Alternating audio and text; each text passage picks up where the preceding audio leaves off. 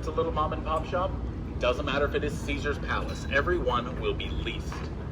Now when it comes time to give those signs back, it could be for a number of reasons, everything from marketing changes, contract expires, business closures, things like that. Those signs will then be gutted for anything and everything that is useful. The transformers, wiring, tubing, light bulbs, if it can be reused again, it 100% will be done. Now here in our yard, we have 25 signs that will be lit on up, but I like to talk about a bit of both, some that are lit and some that are not. The first one I like to talk about, we've got this 1905 sign behind me here. Now this sign here, this is from the Golden Nugget. Now the Golden Nugget, it opened up in 1946, and this sign is from 1971. Now I realize that neither one of those dates correlate to that 1905 on the top. So what that actually is, that is the year that Las Vegas officially became a city. So back then, a woman named Helen Stewart owned the majority of the land out here.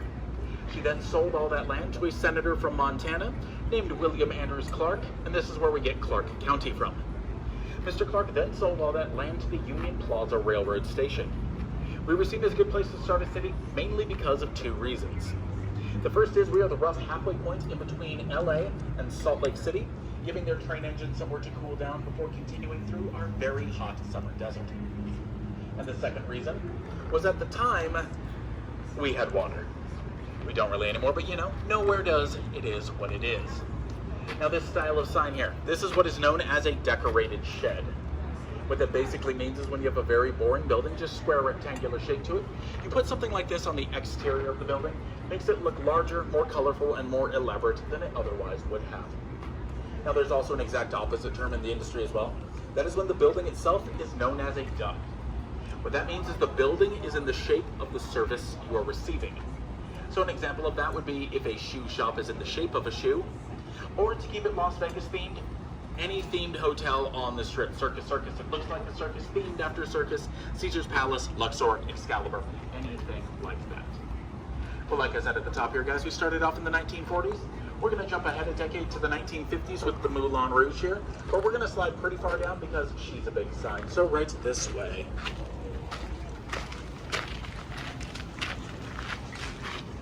So actually the best place to get a picture of it is actually going to be when the tour is over. It'll be at the top of the stairs by the handrail right over there. If you got a group in front of it, just give them 2 or 3 minutes. They'll move on from the sign. Then you'll get your clear shot with nobody in front of it. Now generally on this tour, when you hear me mention a sign is large, I will not be talking about how tall or how wide it is. Generally, I will be talking about how much these things weigh. Because if I took a guess, if you guys took a guess on the weight of these things, your guess is probably going to be way too low. Now a good example of this one here, at the very beginning there, we've got the M of Moulin Rouge there. Now that is not connected to the rest of the sign. That one is just free floating letter there on its own. Just the letter M, that is 1,400 pounds, or about 630 kilograms. So these things are very, very heavy. Now the Moulin Rouge, it's actually one of the most important hotels in US history, despite its extremely short life. So it opened up in May of 1955. It then closed in October. So it was open for 5 whole months. Now the official reason on why it closed that quickly is bad business. Realistically, what was probably going on though? The Moulin Rouge is actually the very first non-segregated hotel in the United States. So more than likely, other hotels and casinos were pressuring banks to not extend any kind of loans to them, or accept payments on the ones they already had out, basically doing it to fail before it could even really get going. Now, despite its very short life, this would be a place known for quite a few Las Vegas firsts, one of which being the first place Mr. Sammy Davis Jr. would be performing here in our city. But the sign itself, this is a very good example of a partial restoration. So we'd rather leave the signs in their physical conditions and just make it work electronically, because we don't want to erase any of its history. So all over the sign, you'll have things like cracks, dents, chip paint, rust. We have 2 different colors of tubing in there, that bubblegum pink and the salmon pink. Bubblegum pink, we had to replace. Salmon pink, I genuinely cannot tell you if it was original. It just worked when we plugged it in, so we left it alone. Now the sign, it was designed by a woman named Betty Willis. Now you may not know her name, but every single one of you here has seen her work, and that is almost a 100% guarantee. There's actually almost no way you have avoided seeing her most famous sign. Her most famous sign, it sits about 8 miles from where we're at right now. That sign is sitting in front of Mandalay Bay, and it says, "Welcome to fabulous Las Vegas." So the designer of our Las Vegas sign is the one that did this one here. But next, guys, we're going to slide on down a bit. We're going to have a little conversation. About 3/4 of a mile, there's going to be a huge open lot on the right side, right there. But here we got Binion's Horseshoe. Like I said, it was opened up by Benny Binion. It's 1951. He's a Texas gambling man who had quite a bit of a problem with the law. While in Texas, he was accused of multiple murders and actually convicted of a few of those, but did not serve any jail time. Now, he actually thought it would be cheaper for him to run to Las Vegas and open a hotel and casino, as opposed to attempting to pay the feds off in Texas to avoid that said jail time. Now, obviously, he's a terrible guy, and the more you look into him, the worse he will get. But we do have a lot to thank him for in the casino world, and it's for things most people wouldn't think of even if you had 1,000 guesses.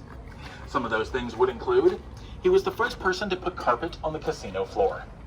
So at this point in time, early 1950s, pretty much all the casinos had sort of a sawdust kind of floor to it. You'd have some fun things going on in there, like men spitting out tobacco chew on that floor. At this point in time, horses were still allowed in casinos and would just relieve themselves next to you, so it wasn't too pleasant. He helped popularize comps, so free drinks, free food while gambling, and he was the first person to put seats in front of slot machines. Back then, you did have to stand like some barbarian. Now, Binion's here, along with the Golden Nugget. Both of these locations are actually still with us here today. They're on Fremont Street, about half a mile from where we're at right now.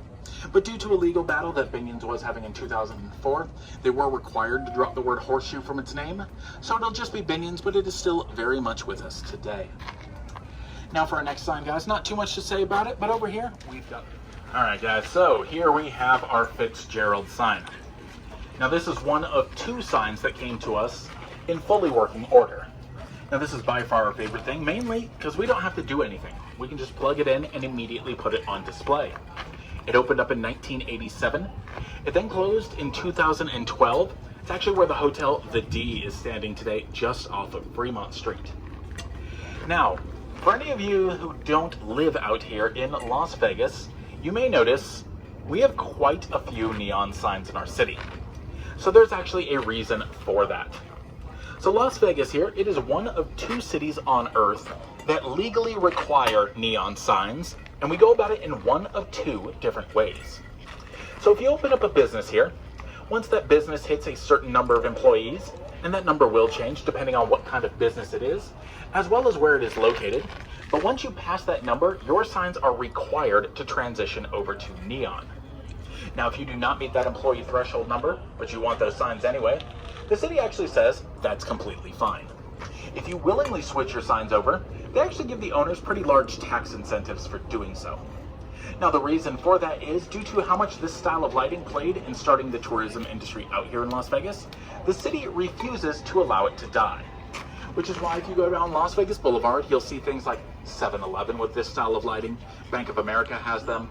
On the other side of the strip, you've got that giant In-N-Out burger sign. Now, they've all passed their employee threshold number, so they don't have them because they want to. They have them because they all have to. Now, if you wonder what the other city is that requires the neon signs, that would be Amsterdam in the Netherlands. Now, any other city that is using this style of lighting, they have it because they look pretty. But us in Amsterdam, we have to have them. Now, for the next spot that we're going to go to, guys, this is going to be one of the 2 places. It was originally called the Union Plaza Hotel. It's actually located at that train depot I mentioned at the Golden Nugget. Now, like a place like the Moulin Rouge, the plaza here is another forward-thinking hotel for its time. So this is the first hotel and casino in the United States to welcome in female blackjack dealers.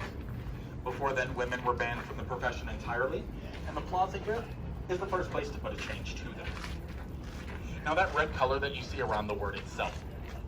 So this is the actual color of neon gas once it gets warmed up by the electrodes.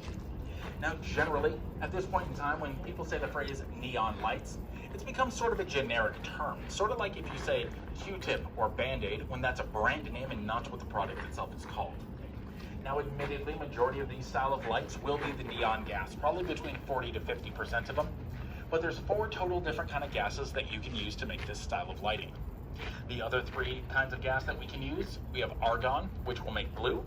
We have xenon, which will make white. And we have krypton, which will make yellow. Now, technically, any other color of this style of lighting does not exist. It's a mixture of some amount of each of those gases, plus a little bit of phosphorus and a little bit of glass dyeing. And actually a really good example of that is going to be that Yucca Motel sign behind you there. Now, obviously the letters look green, but if you look in the sharp bends of the glass as well as where the tubes are poking out of the sign there, you'll see the blue coming on through. Now the reason that this happens, it's actually really difficult to get the phosphorus to stay in place once those bends are made, which is why the natural color comes on through. Now when the Yucca Motel opened up, it's 1950, and this sign is from 1953. This is shortly after World War II, and at this point in time, Americans had a lot more disposable income. They weren't saving up for what they thought was the end of the world, so a lot of these motor hotels, or motels for short, started to pop on up, giving travelers another place where they can stay. Now this sign is a very simple example of a directional sign. We have the giant arrow on there. Now, the sign itself would have been placed on the street corner, arrow would have been pointing directly at the business itself. Now unfortunately these days, the Yucca Motel, it is no longer with us today. So all this giant arrow is doing for us today is it tells us which way to keep walking.